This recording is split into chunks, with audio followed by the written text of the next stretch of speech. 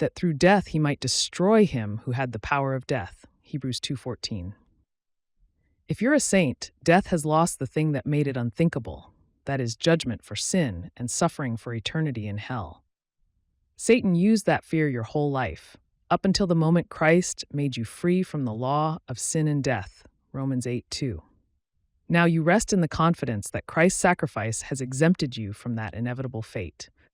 Now, every time your old man makes you feel guilty, instead of slinking away from Christ in fear, you remember he's your high priest. So you draw near with a true heart, in full assurance of faith, having your heart sprinkled from an evil conscience.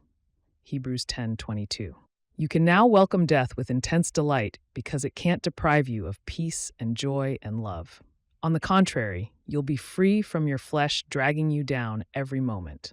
You'll no longer worry about the wouldas, couldas, shouldas, and what ifs, for God will wipe away every tear from your eyes. There shall be no more death, nor sorrow, nor crying. There shall be no more pain, for the former things have passed away. Revelation 21:2. The early church called this the blessed hope. At least half of salvation scriptures in the New Testament encouraged persecuted saints to consider trials a momentary light affliction, when compared to the eternal bliss to be experienced in the twinkling of the eye. First-century saints walked into Roman arenas singing to God, knowing in a few moments wild animals would eat them. Their view of the blessed hope gave them courage because they knew for every second they suffered here, they'd have over 10,000 years in heaven.